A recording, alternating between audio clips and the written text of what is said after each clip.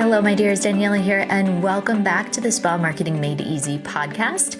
If you are new here, I am so glad that you found us. This podcast is all about helping aesthetic professionals like you build a business that is profitable, sustainable, and built around the life that you actually want to live. Okay, so today I want to revisit a topic that I've covered before on this show, but I'm revisiting it with a very specific intention because the landscape, if you haven't noticed, the landscape has shifted so significantly in the past couple of years that I believe that this strategy, which was already powerful when I first talked about it, it's really in a space that it's essential. It's a non-negotiable. And I don't say that lightly. Now, I believe deeply in strategic partnerships. Specifically, I want to talk about why building real relationship-first collaborations with other local businesses is one of the biggest competitive advantages that you have as a spa owner in 2026. Now, if you've been listening to this show for a while, you might remember episode 397, where I did a deep dive on the how behind strategic partnerships. So how to identify potential partners, how to vet them, how to reach out, how to structure something that actually works for both businesses. We're going to link that up below this episode so you can still go back and listen to it or get a refresher if you've already listened to it before. It is still relevant. That framework still holds up. But what I want to do in today's episode is really zoom out. I want to talk about why the world that we're operating in right now in 2026 makes this strategy more urgent and really more powerful than it's ever been. Because the reasons I was excited about partnerships, a year and a half, 2 years ago, they're still true. And yet there are brand new reasons layered on top of them that I think are going to completely change how you think about where your marketing energy should be going. Okay, so let's get into it. So I want to start by talking about your ideal client and specifically her experience of the internet, what it looks like right now in 2026. Because I think when we really sit with this, the case for relationship marketing becomes impossible to argue with. Now, your ideal client, just like you as a human being, they and you are being marketed to constantly. Every platform she's on, every search she does, every app she's opened, she is being served ads, content, and recommendations at a volume that was not even possible 3 years ago. And a significant and growing percentage of that content is AI generated, AI written captions, AI generated images, AI produced emails, AI optimized ads. Now, just to be clear, I am not anti-AI. I am actually in the deep end of the pool. I'm using AI in every single aspect that I can. But the difference is that using AI is a skill. And if you don't know how to use AI properly, you are going to get extremely generic, boring content that we've said for years, the brand that does everything is the brand that does nothing. If you're not giving the tool, the AI tool, the information to properly create content that sounds like you, the nuanced things, you're going to get junk. And because it's such a low barrier to entry, and there's not very many people that are really skilled in understanding how to get quality content out, there is just a onslaught of information that's being put out there, the captions, the images, the emails, all of that. Now, I am very pro AI. We are an AI first company. However, we want to use it on all of the administrative tasks, on all the things that will save us time so that we can have more time for human connection. That is the really important piece of the sentence, the so that. All right. So we use AI inside of our business every single day. We teach spa owners how to use it to dramatically improve their operations and their marketing output. It is a very powerful tool that I believe in deeply. But here's the reality of what's happening from the consumer side, right? When I said the brand that does everything is the brand that does nothing, everything starts to look and sound the same. The content is polished and optimized, but somehow it feels like it could come from anyone. When that happens, your trust erodes. And I'm just going to do like a little side note here, just to convey like how crazy this is. When we had our event in Texas, we had our Spa CEO event in Texas, and that was, there's primarily it's our growth factor students that are coming to these events, but we do open them up to the public towards as the event gets closer. And we had someone come to our Texas event that said, I didn't know if Daniela was real or not, or if everything she was if she was an AI generated being. And I wanted to see her in person. I was like, that is a first.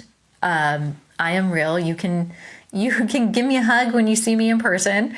But it was just like, I was like, wow, I've never heard that before. And that is probably something that we will continue to hear going forward. So anyway, the important piece, especially in an industry like ours, is that it is built on trust, right? We're going to be in relationship with our patients, and we're going to be touching her face and touching her skin and hearing what she's insecure about. Trust is essential. It's something that we absolutely need to take very seriously.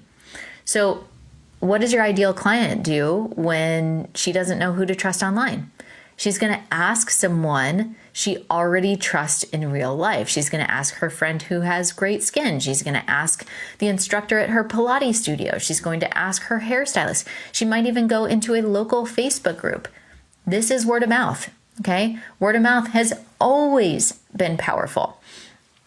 But in a world saturated with AI-generated content, with rising ad costs, with algorithm fatigue, it's one of those things that we need to have it in a way that we can kind of control the output. That was always the problem with word of mouth, is like, with ads, you can increase your ad spend and get more people in. With word of mouth, you don't have as much control over your own marketing strategy. And we have a little more control when we work with strategic partners. Okay, so strategic partnerships are how you systematically build the infrastructure that makes word of mouth happen consistently, not just when you get lucky, but as a real, reliable, repeatable system. And we love systems over here. So let's get into paid ads. I was just talking about paid ads, but I think this is a really important concept for why partnerships also have become so strategically critical in 2026. Now, I shared before in that episode 397 about a lesson that I learned the hard way around ad costs. So I'd been running ads that were performing really well, and then in the lead up to a major election cycle, the cost spiked dramatically and the return just completely collapsed. Not because my ads were bad, not because my offer was wrong, but because I was competing for limited ad space against campaigns with budgets that made mine just completely insignificant. And so my cost per lead went through the roof. So that experience taught me something that I have never forgotten. And that is that I do not want all of my eggs in one basket ever. And that lesson applies even more powerfully today. So ad costs across Facebook, Instagram, Google, they are continuing to climb. The competition for attention is higher than it has ever been, and it's not going to get lower, friends. And as AI makes it easier and cheaper for every single business to produce more content and run more ads, the noise level is only going to increase, which means the cost of cutting through that noise with paid advertising is only going to go up. Now, I'm not telling you to abandon paid ads. We are investing heavily in paid ads. We use them very strategically, but we are also extremely dialed in on who our ICA is, okay? So when you use ads strategically, they absolutely still work, and they're still a part of a well-rounded marketing approach. But what I'm saying is that if paid advertising is your primary or your only strategy for new client acquisition, You're building on a foundation that is getting more expensive and less reliable every single year. Now, strategic partnerships, on the other hand, have a very different cost structure. The primary investment is going to be time and genuine relationship building. Genuine is the key word here. And in return, when the partnerships are right, they are going to compound over time rather than requiring constant reinvestment. A partner who genuinely believes in your work and consistently refers her clients to you is worth more than almost any ad campaign you can run. And she does not cost more every time the algorithm changes. Now, there's something else happening in 2026 that I believe is worth naming, and it connects directly with why local relationship marketing is having such a moment right now. There is a growing trust deficit online. People are becoming increasingly skeptical of the content that they consume, of the reviews that they read, recommendations that they receive from sources they don't personally know. And that's normal, right? It's completely normal. When you think about like influencer partnerships, how they're paid and oftentimes they're disclosed in a very fine print that nobody reads, when everybody's brand captions and emails and ads sound polished and professional and vaguely the same. And when it's genuinely hard to tell what is authentic and what is manufactured, people don't know who to trust, right? So what they're doing is really focusing on the people that they know, the humans that they can see and touch, that they interact with every single day. They're trusting their own networks more and more and outside sources less.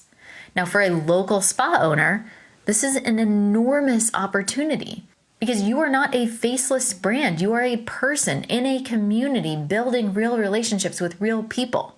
And the trust that gets built through genuine community presence, through showing up consistently, being involved, through being known and vouched for other trusted people in your area, that kind of trust is exactly what your ideal client is hungry for right now. That's what I'm talking about when I say, go out there and be the mayor of your town. It is not just a cute phrase. It is a real competitive strategy. But when you're a spa owner that, other businesses in your community know and trust and genuinely recommend, when you've become woven into the fabric of your local business ecosystem, you have something that no amount of ad spend can buy. You have social proof that is personal, specific, and trusted. And here's what makes this even better. Excuse me. Here's what makes this even better. Your competitors are probably not doing this. Why? Because it takes time. And it takes stepping out of your comfort zone. I've told you guys before, I am not a fan of large groups of people. And so showing up at your Chamber of Commerce event or a women's networking group or entrepreneur group or whatever it is, it's hard. It's scary. And it takes a lot of time, which I'm guessing most of you don't feel like you're swimming in time. So that makes it an even more powerful strategy because, again, so many people are not putting the effort in for this. They're probably doing what everyone else is doing, which is trying to figure out the algorithm, trying to keep up with content trends, trying to optimize their ad spend.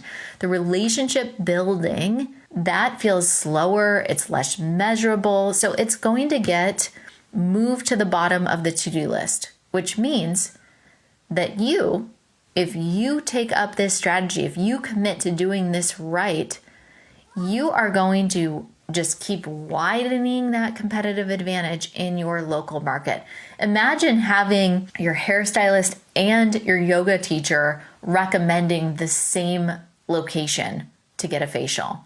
Like these places that these businesses, that these individuals are frequenting, if they're getting recommendations from multiple locations that you are the best spa in town, imagine how powerful that is when they go and look you up and are like, oh, this is the place to be, right?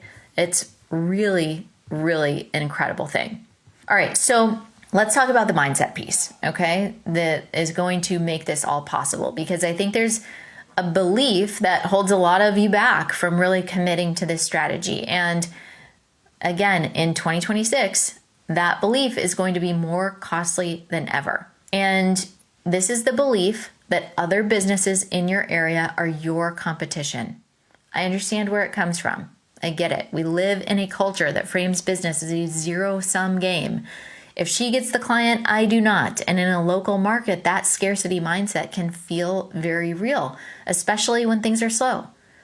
But listen, this is something that is untrue. I want you to shift your mindset. I want you to operate from a place of abundance. I want you to believe that there are more than enough clients for everyone. I want you to believe that a rising tide floats all boats. When we work together, when you're competing with what makes you uniquely you, you have no competition, okay? So support other women in business, support other spas, celebrate when you see other spas opening, because that indicates that there is more demand in your area. You know, when I was still practicing, there was a spa that I was working at that it just felt like there was a med spa on every single corner.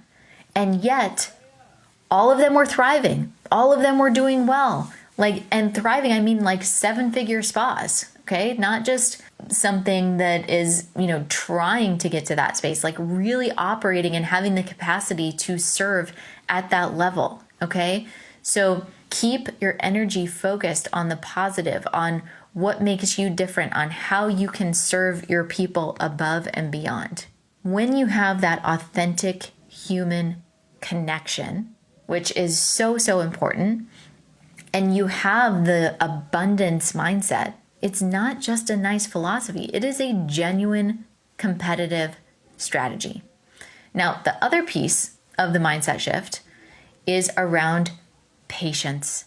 Relationship marketing does not produce results overnight. It's a long game. Just like building a business is a marathon, not a sprint, right? And in a world that is increasingly optimized for instant feedback, likes, clicks, conversations, and the patience that is required for relationship marketing, oh my gosh, it feels like you're walking through molasses, right? But the return on the patience is something that instant feedback loops cannot produce. It's a network of people who genuinely are rooting for your success, who send you clients not because of a transaction, but because they believe in you, who become, over time, one of the most valuable assets that your business has. And even better, some of these people are going to become genuine friends, genuine pillars in your life, both personally and professionally. Okay, so let's bring this home with something practical, because I never want to leave you with just ideas. I want you to walk away with some action items, some things that you can actually do.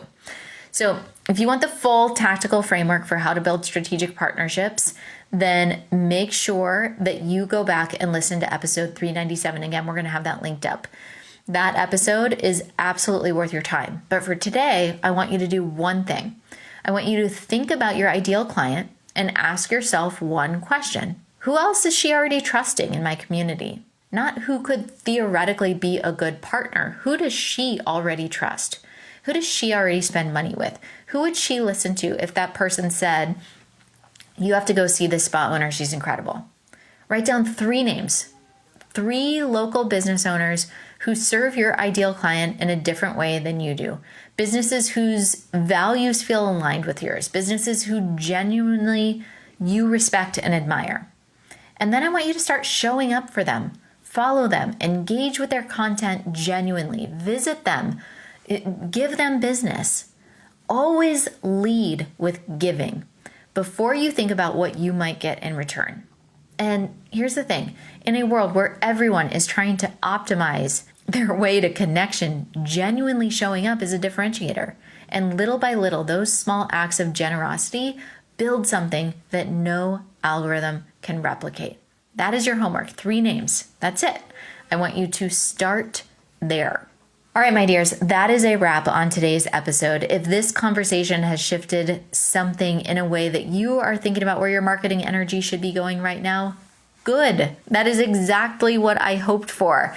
Go back and listen to episode 397 if you want the full tactical breakdown on how to build your partnership strategy. And then come back here and let me know in the Spa Marketing Made Easy community what partnerships you're building. I love hearing what you guys are up to.